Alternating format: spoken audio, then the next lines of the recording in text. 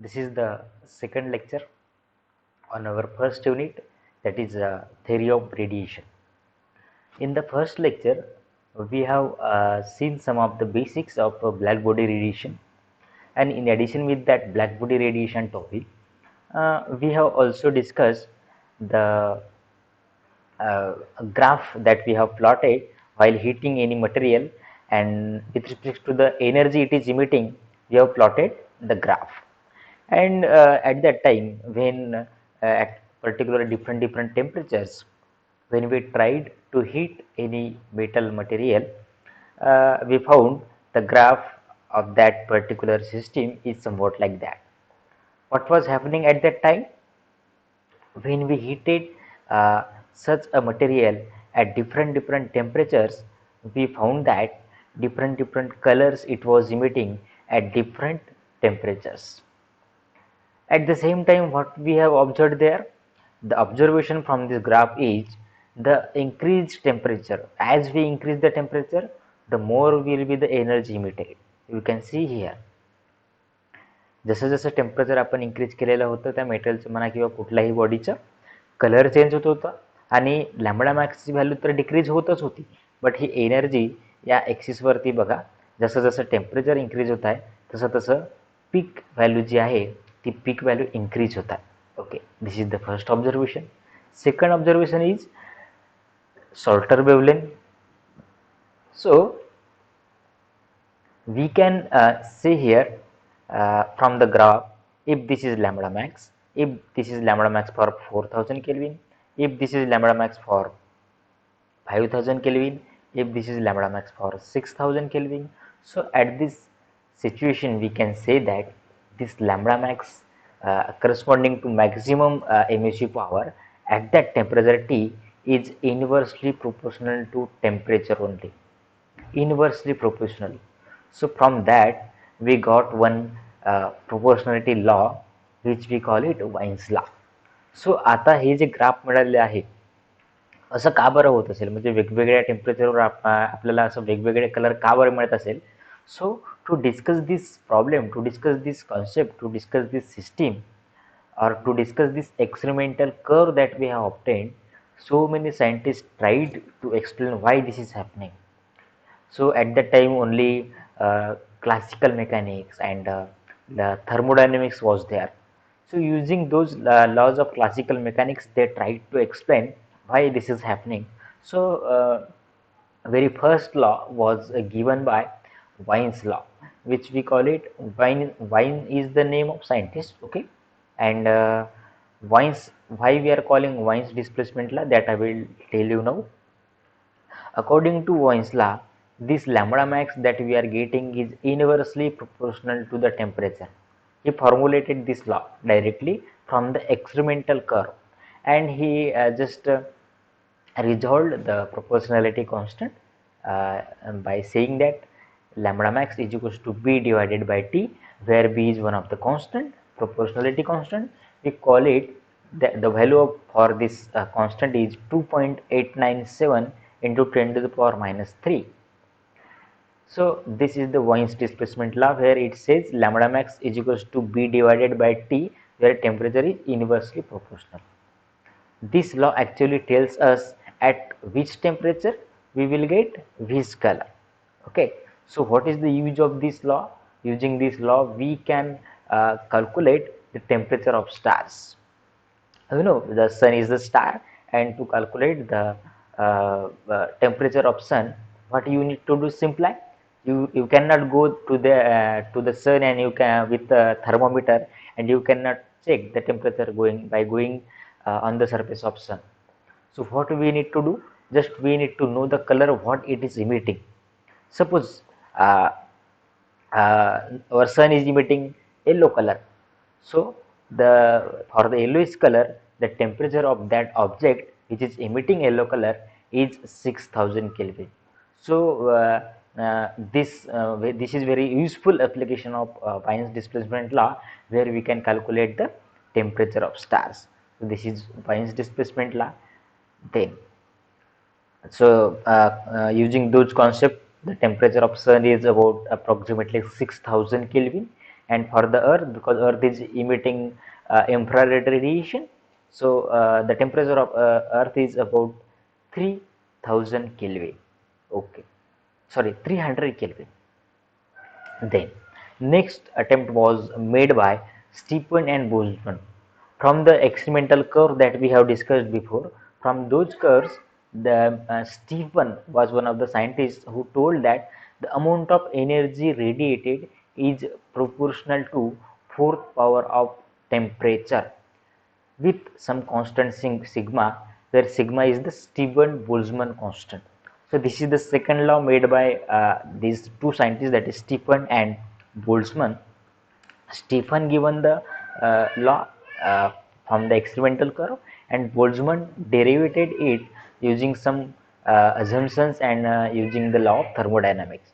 So this is the Stephen-Boltzmann law, which says that amount of energy radiated is proportional to the temperature of object raised to the fourth power. Okay, these are the two laws given by the different scientists. What we are trying to do, actually we are trying to explain this curve, why we are getting this maximum energy at this situation. As we increase the temperature, we are getting more and more energy. So to explain those phenomena, we have different laws with us. So Wien's displacement law, second one is the Stephen-Boltzmann law.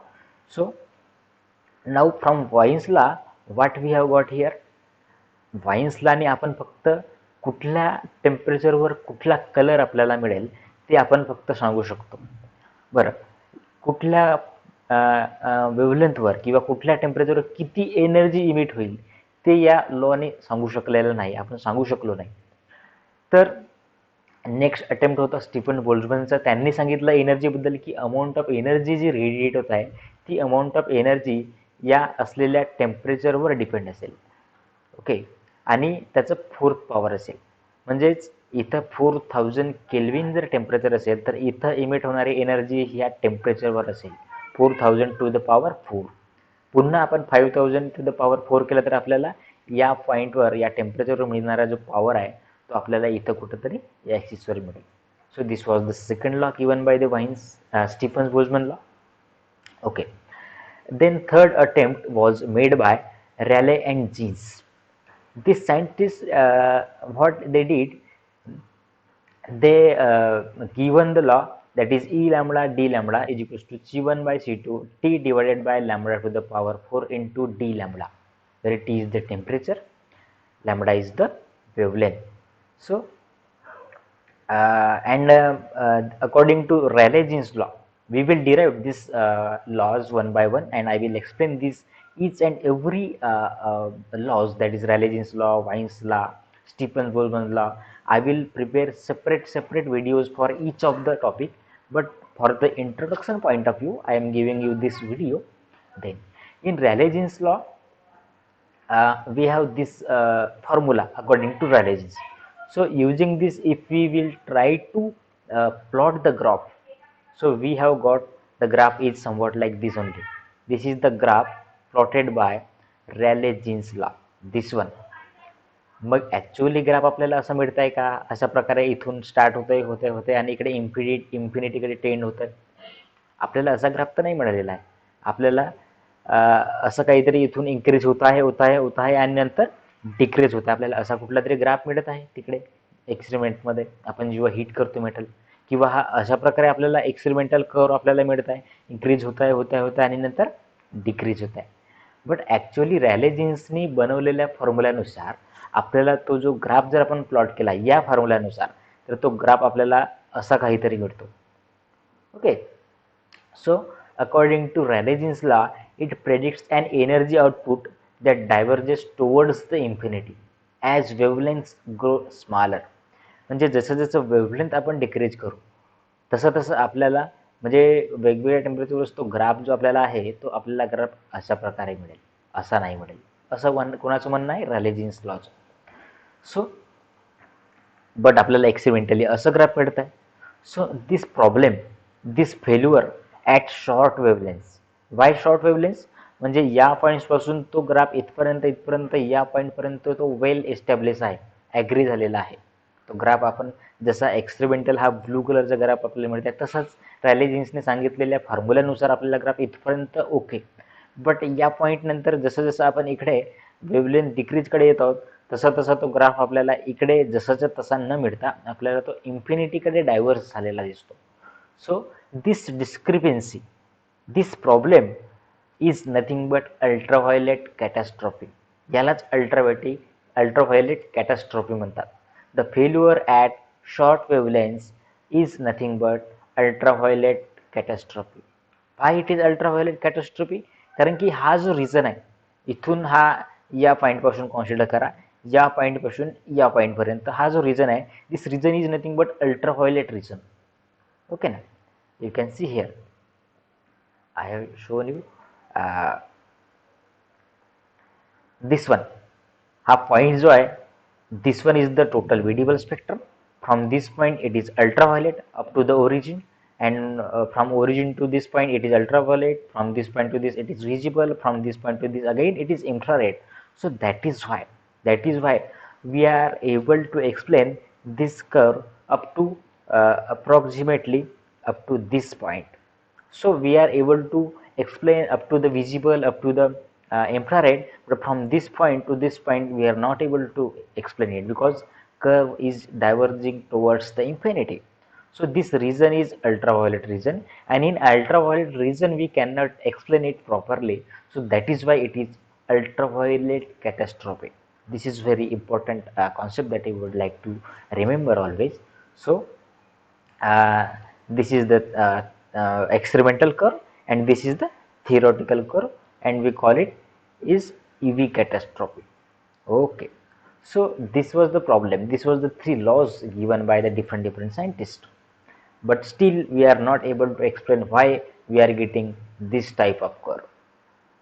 आत्तापर्यंत discuss केलेल्या laws नि आपण जास्तीत जास्त हा curve इथून या point पर्यंत आपण जास्तीत जास्त एक्सप्लेन करू शकलो. पण तिथून जेव्हा इकडे डिक्रीज होत आहे हा ग्राफ आपण अजूनही एक्सप्लेन करू नाही शकतो. बरं, इकडे जेव्हा या वेगवेगळ्या सायंटिस्टनी जेव्हा लॉज दिले तर हे लॉज देत असताना त्यांनी एक अझम्पशन कन्सिडर केलेलं आहे की ती बॉडी जे रेडिएशन इमिट करत आहे, मग तो मेटल असेल हीट करताना, तो मेटल जेव्हा रेड कलर म्हणा किंवा कुठलीही एनर्जी कुठलाही कलर इमिट करत असताना तो रेडिएशन कंटिन्युअसली इमिट करत आहे असं यांनी कन्सिडर केलं प्रत्येक सायंटिस्टने. It is emitting the radiation or thermal radiation or any energy continuously. But next attempt was made by Max Planck. This was very important and very interesting and strange concept was given by the Max Planck. Max Planck ने काय केलं next अटेम्प्टमध्ये त्यांनी consider केले की त्या बॉडीमधून किंवा त्या मेटलमधून जो इमिट होणारा रेडिएशन आहे हा कंटिन्युअसली इमिट होत नाही आहे. तो रेडिएशन हा डिस्क्रीट मध्ये इमिट होत आहे, म्हणजे स्मॉल पॅकेट्समध्ये इमिट होत आहे. डिस्क्रीट म्हणजे कसं, आपण एखाद्या ठिकाणी गेलो, जसं आपल्या इंडियामध्ये 100 रुपीजची नोट आहे, मग ती 100चेच नोट्स असतील आपल्याला.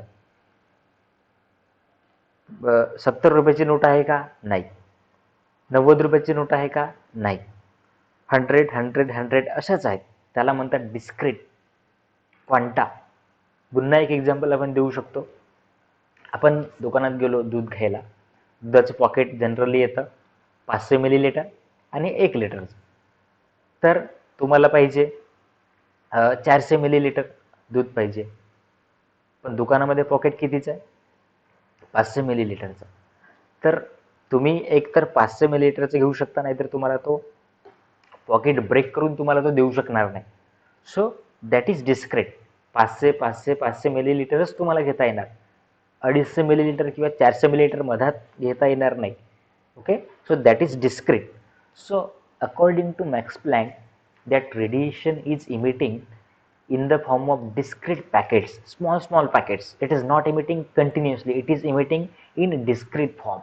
So Planck assumed that radiation emitted by the body was due to the oscillators of electrons in the constituent particles of material body. Okay, I will explain this.